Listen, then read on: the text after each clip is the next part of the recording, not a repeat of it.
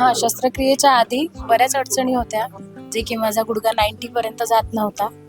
ते गेला तरी खूप पेन व्हायचा. आता मी म्हणजे एकदम पेनलेस मूव्हमेंट करू शकते.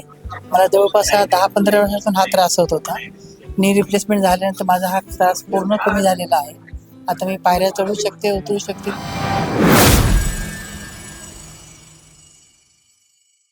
आमच्या चॅनलमध्ये आपलं स्वागत आहे. आज आपण उभे आहोत सेठ नंदलाल दूत हॉस्पिटलच्या पत्रकार परिषदेला आपण आलेलो आहोत. रोबोटिक सर्जरी सर काय वाटतंय, काय सांगाल याबाबत? एक खूप छान वैद्यकीय क्षेत्रातर्फे सर्वसामान्य लोकांना मिळालेलं हे एक नक्कीच एक वरदानच असं मी म्हणेन. कारण की रोबोटिक म्हणजे नी रिप्लेसमेंट सर्जरी तर खूप वर्षापासून होती, परंतु रोबोटिक जेव्हापासून त्याच्यात इंट्रोड्यूस झालं तेव्हापासून पेशंटचा जो रिझल्ट आहे, जो आउटकम आहे, त्याच्यामध्ये खूप आमूलाग्र बदल झालेला आहे. आणि हे आता येणाऱ्या भविष्यात गेल्या पुढच्या कितीतरी वर्षांमध्ये हे पेशंटसाठी खरोखरच एक वरदान ठरणार. सर आपण ह्या सर्जरी कधीपासून करतो? आपल्या हॉस्पिटलला उपलब्ध कधीपासून? रोबोटिक मागच्या 1 वर्षापासून रोबोटिक 1 वर्षापासून आता झालेला आहे. सर याचा रिझल्ट काय आहे?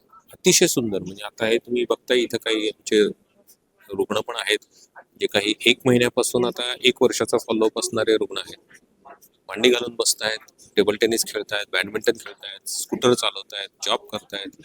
पेशंट आता नथुला पास चढून आली आमची पेशंट. yes. 8,000.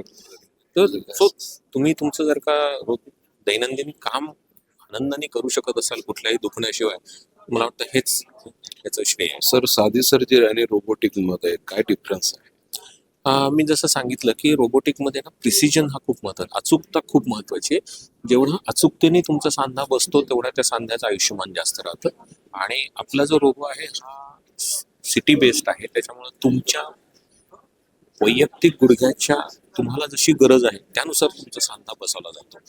हे खूप महत्त्वाची गोष्ट. सर ह्या शस्त्रक्रिया संपूर्ण मराठवाड्यात फक्त सेठ नंदलाल दूत हॉस्पिटललाच होतं? हा रोबो आम्ही घेतला त्यावेळी हा मराठवाड्यातला सर्वप्रथम रोबो होता. आता मराठवाड्यात अजून 2 ठिकाणी हा आलेला आहे.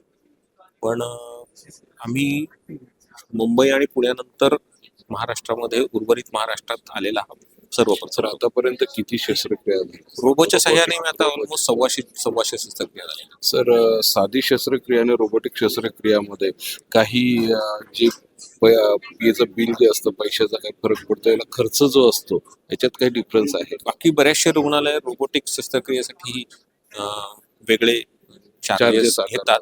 परंतु आम्हाला सांगायला अत्यंत आनंद वाटतो की आमच्या मॅनेजमेंटने मला ॲक्च्युली घातलेली तेवढी एकच अट होती की आपण हे सगळं खर्च करू, आपण हे एवढं महागाचं मशीन आणू, पण ह्याचा पेशंटवर कुठल्याही प्रकारचा भुर्दंड तुम्ही देणार नसाल तरच आम्ही आणतो. आणि ती आम्ही मान्य केली. आम्ही कुठल्याही प्रकारचं एक्स्ट्रा रोबोटिक नी रिप्लेसमेंटचा चार्ज आमच्या रुग्णालयात आम्ही घेत नाही. सर नी रिप्लेसमेंटसाठी काही सरकारी ज्या गव्हर्नमेंटच्या स्कीम आहेत त्या स्कीम आपल्याकडे काही लागू होतात का? त्याचा फायदा काही यांना रुग्णांना मिळतो का? सद्य परिस्थितीत अजून आपल्याकडे गव्हर्नमेंटची जी स्कीम आहे ती फारशी ॲप्लिकेबल नाही आहे जॉईंट रिप्लेसमेंटसाठी.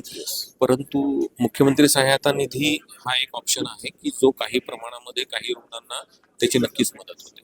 सर आमच्या प्रेक्षकांना आणि याच्या बाबतीत रिलेटेड जे रुग्ण आहेत यांना काय आव्हान करणार, काय सांगणार? सर्वप्रथम कुठल्याही ऐकीव माहितीवर विश्वास ठेवू नका. आता जे काही पेशंट्स आहेत, जे रुग्ण आहेत, त्यांचा फॉलोअप आपण सगळ्यांनी आता बघितलेला आहे. तर हे तंत्रज्ञान खूप आता चांगलं झालेलं आहे, रुग्णांसाठी खूप फायदेशीर आहे. खर्चही खूपसा आमचा पेशंटसाठी रुग्णात तो आटोक्यात आलेला आहे. आणि कुठल्याही ऐकीव माहितीवर विश्वास ठेवण्यापेक्षा सर्वप्रथम आधी तज्ज्ञ डॉक्टरांचा सल्ला घ्या आणि ते जे म्हणत असतील तर ही नक्की शस्त्रक्रिया करू. सर यामध्ये एक असा एक प्रश्न समोर येतोय, अशी एक धारणा आहे का एका विशिष्ट एज नंतर ह्या शस्त्रक्रिया सक्सेस होत नाही?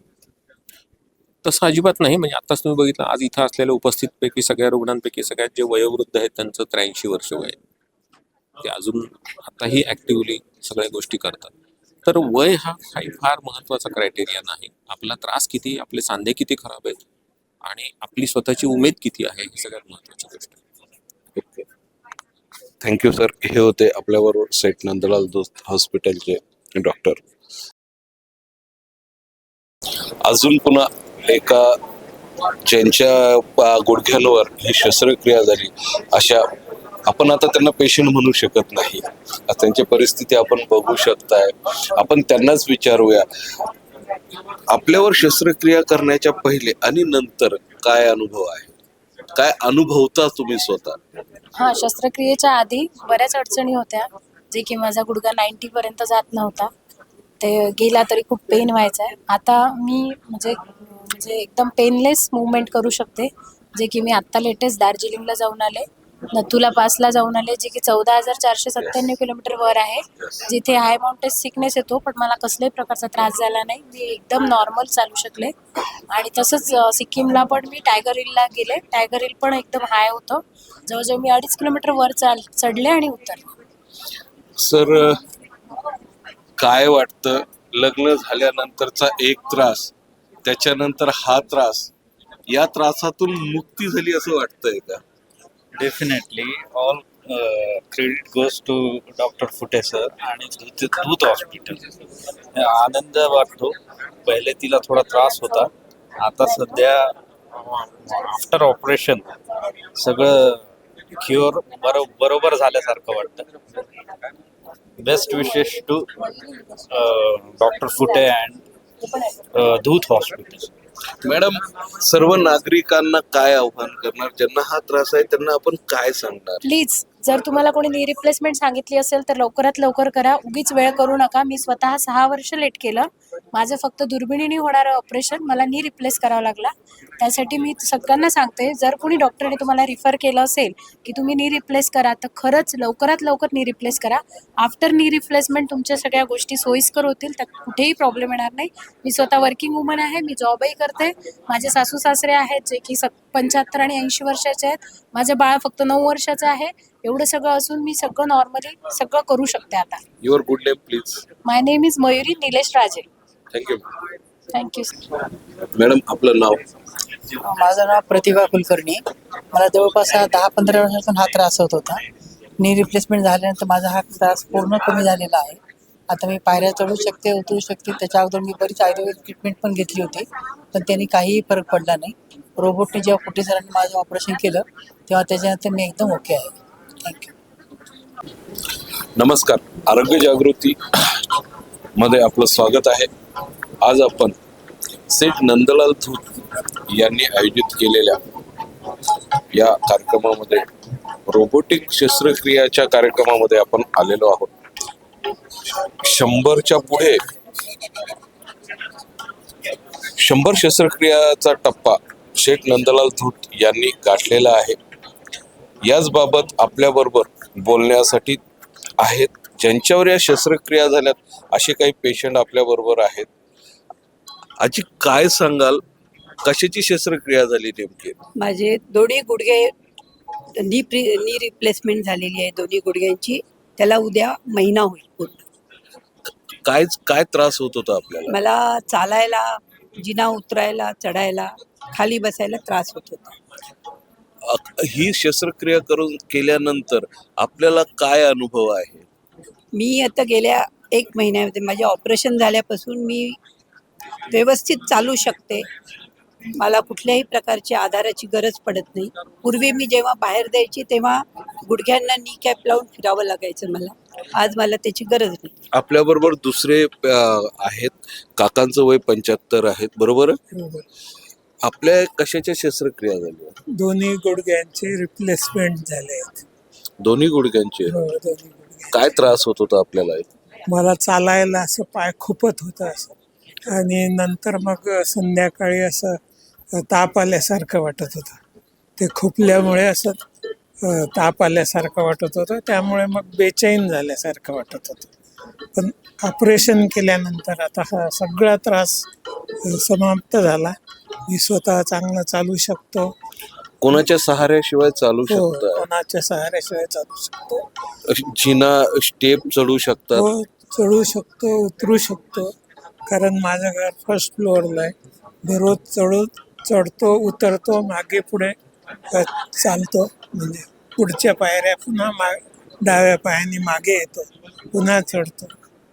आता कुठलाही त्रास नाही. म्हणजे आपल्याला काही त्रास होत नाही, पण एक असाही एक गैरसमज आहे का बुवा एका विशिष्ट एज नंतर गुडघ्याचे प्रत्यारोपण होत नाही. नाही असं काही नाही आहे. मला तर छान अनुभव आहे, छान आता चालता येतं मला आणि आता कुठलाही त्रास नाही. माझं वय जरी बरंच असलं 75 असलं तरी आता मला कुठलाही त्रास नाही. आपल्याला काही त्रास होत नाही, पण अशी एक आपल्याकडे भावना आहे का एका विशिष्ट वयानंतर प्रत्यारोपण सांध्यांचं असेल, गुडघ्याचं असेल, हे होत नाही. अशी ही चूक समज आहे हा. तुम्हाला जर गुडघ्यांचा त्रास होत असेल आणि तुम्हाला योग्य प्रकारे तुमचं आयुष्य व्यतीत करायचं असेल तर गुडघ्याचं प्रत्यारोपण करून घेणं केव्हाही चांगलं. तो त्रास वाढण्यापेक्षा जेव्हा त्रास कमी असतो त्या वेळात जर केलं तर त्याचा जास्तीत जास्त फायदा होऊ शकतो. आपण सेठ नंदलाल दुत हॉस्पिटलला हे प्रत्यारोपण केलंय, ही शस्त्रक्रिया पार पडली. काय अनुभव आहे तिथला हॉस्पिटलचा? हॉस्पिटलचा अनुभव खूपच सुंदर आहे. तिथली ऑर्थोपेडिक टीम तर खूपच सपोर्टिव्ह आहे. प्रत्येक गोष्टीत म्हणजे तुमचं काउन्सिलेशन असो, तुम्हाला मोटिवेशन असो, सगळ्या प्रकारे सगळे डॉक्टर्स खूप छान प्रकारे पेशंट्सला हँडल करतात. आणि तिथला 4 दिवसाचा स्टे, 4 दिवस मला लागणारं नर्सिंग, इतर स्टाफ या सगळ्यांनी खूप छान आम्हाला सपोर्ट केलेला आहे. तो 4 सेठ नंदलाल दूत हॉस्पिटलमध्ये आपण ही शस्त्रक्रिया पार पाडली. डॉक्टरांचा काय अनुभव आहे? खूप चांगला अनुभव आहे. वेळोवेळी मार्गदर्शन केलं, समजावून सांगितलं. जिथे काही त्रास वाटला तिथे त्यांनी काय उपचार करावे, कसे करावे, काय करावं योग्य पद्धतीने मार्गदर्शन केलं आणि त्या मार्गदर्शनामुळे जसजशा सुधारणा होत गेल्या त्यामुळे पॉझिटिव्ह इफेक्ट तयार झाला आणि आता सगळं नॉर्मल झालं. मला असं वाटतं की आता माझं ऑपरेशन झालेलंच नाही, मी ओरिजिनलीच जसा होतो तसं मी चालू शकतो, तसा विचार करू शकतो. काही दिवस भीती वाटत होती पण आता ती सगळी भीती निघून गेली. ऑपरेशन करायच्या पहिले मनात अशी भीती आली नाही का ऑपरेशन सक्सेस होईल का नाही? नाही, डॉक्टर फुटेवर इतकी माझी श्रद्धा होती की त्यांच्याकडे ऑपरेशन केलं तर आपल्याला कुठलीही अडचण येणार नाही याची मला पूर्ण खात्री होती आणि मी अगदी मनापासून त्या ऑपरेशनसाठी तयार होते. त्याच्यामुळे मला कुठल्याही प्रकारचा त्रास झालेला नाही. दुसऱ्या याच्याशी संबंधित जे पेशंट असतील, जे नागरिक असतील, त्यांना काय सांगणार, काय आव्हान करणार? त्यांना मी सांगेन की तुम्ही लवकरात लवकर धूत हॉस्पिटलमध्ये जाऊन ऑर्थोपेडिक टीमला भेटा आणि ऑपरेशनच्या तारखा ठरवून घ्या आणि लवकरात लवकर ऑपरेशन करून घ्या. जनतेला काय सांगाल, जे या गुडघ्या दुखीने त्रस्त आहेत त्यांना आपण काय आव्हान करणार? सगळ्यांना मी नम्रपणे विनंती करेन की त्यांनी लवकरात लवकर ही शस्त्रक्रिया करून घ्यावी. काही 15-20 दिवस तुम्हाला थोडंसं ॲबनॉर्मल वाटेल पण त्यानंतर तुम्ही हळूहळू नॉर्मल व्हाल.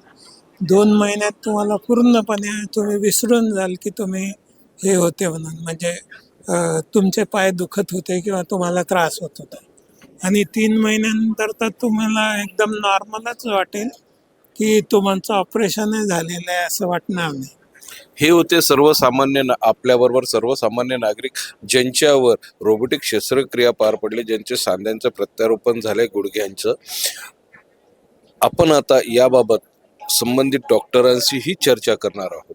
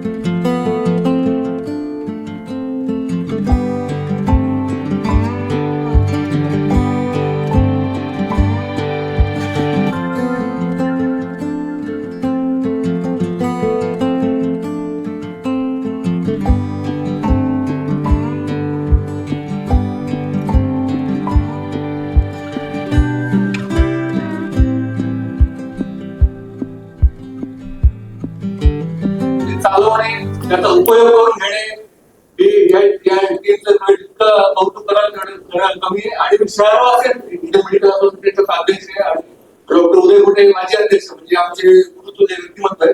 परंतु शहरवासियांची तर्फे एकदा त्यांचे मी मनापासून आभार व्यक्त करतो. त्यांनी ही टेक्नॉलॉजी आणली, कारण प्रिसिजनने ट्रान्सप्लांटेशन होणे, धोका कमी असणे, या वेगवेगळ्या ज्या फायदे रोबोटिक ट्रान्सप्लांटेशनचे हे आता मी सगळ्यांनी ऐकलंच आहे. त्याबद्दल मी सरांचे पुन्हा एकदा मनापासून धन्यवाद देतो. भूत हॉस्पिटलचे ओव्हरऑलच या शहरावरती अनेक उपकार आहेत असं म्हणता येईल. मोठे मोठे कन्सल्टंट आणि रुग्णसेवा ही ईश्वर सेवा आहे असे मानणारे आणि आपल्या कृतीतून दर्शवणारे कन्सल्टंटची टीम या भूत hospital doctor Amol Kulkarni, doctor Amol Magarkar, doctor Vilas Magarkar, doctor Amol Ubale, doctor Uday Kute आणि असे कितीतरी तज्ञ डॉक्टर शिराणकर, असे कितीतरी तज्ञ डॉक्टर जे रुग्णसेवा ईश्वर सेवा आपल्या कृतीतून दर्शवून देतात. असे तज्ञ डॉक्टर्स आपल्या शहरामध्ये उपलब्ध करून देतात. त्याबद्दल भूत हॉस्पिटलचे देखील आभार. आम्ही सर आवगावचे यावर्षी 5 गाव दत्तक घेतले. या दत्तक घेतलेल्या गावामध्ये देखील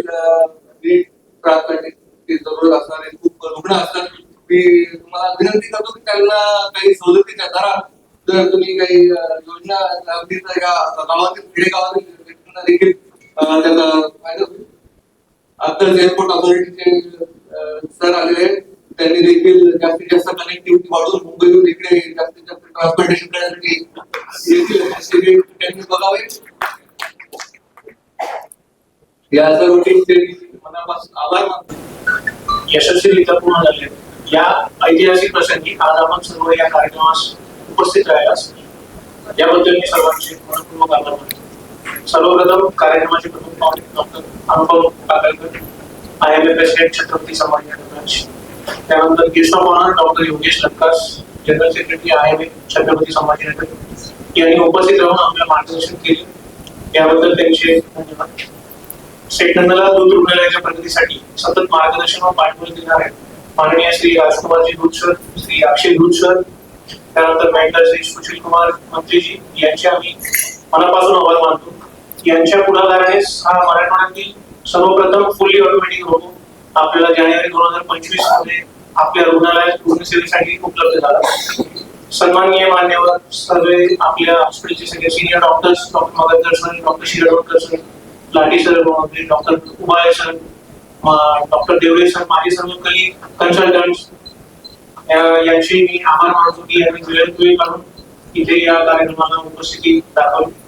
त्यानंतर HR जे आपले जनरल मॅनेजर संजय गायकवाड, त्यानंतर चीफ मार्केटिंग ऑफिसर राजू बाळ, त्यांची सर्व टीम जे काही आज इथे राबते सगळे हा कार्यक्रम यशस्वी करण्यासाठी त्यांची मनपूर्वक धन्यवाद. कैंसर के सामने जहां हर पल महत्वपूर्ण होता है, वहां एक ऐसी जगह है जो सहानुभूति, समर्थन और संवेदना प्रदान करती है. आपका स्वागत है उम्मीद पैलिएटिव कैंसर केयर सेंटर में, जहां हम सहानुभूति और विशेषज्ञता के साथ देखभाल को नया रूप देते हैं. यहां हमारी समर्पित चिकित्सा पेशेवरों, योगदानकर्ताओं और देखभालकर्ताओं की टीम अपने रोगियों के जीवन की गुणवत्ता को बढ़ाने के लिए दिन रात मेहनत करती है. यह सिर्फ रोग का इलाज करने के बारे में नहीं है, यह समझने के बारे में है कि सफर क्या है। हम संकट समाधान देते हैं और समय को बेहतर बनाते हैं। दर्द प्रबंधन से लेकर भावनात्मक समर्थन तक हम अपनी सेवाएं प्रत्येक व्यक्ति और उनके परिवार की विशेष आवश्यकताओं के अनुसार व्यवस्थित करते हैं। हमारे संपूर्ण देखभाल दृष्टिकोण में चिकित्सा देखभाल को कला और संगीत जैसी थेरेपियों के साथ जोड़कर एक समर्थनमय वातावरण प्रदान करता है, जहां उपचार की प्रक्रिया फलने की संभावना होती है। पेशेंट केयर गिवर हमें उम्मीद पैलिएटिव कैंसर केयर सेंटर में इलाज ही नहीं, एक समुदाय मिला जो हमारी समझता है और परवाह करता है। हमारी स्थानीय उपलब्धियों में स्थान हमारी स्थिति को शांति और समृद्धि देने वाली एक संबल परिसर है। हर पल को महत्व देने के हमारे मिशन में शामिल हों। साथ में हम कैंसर से जूझ रहे लोगों को आशा, गरिमा और समर्थन प्रदान कर सकते हैं। साथ में हम बदलाव ला सकते हैं।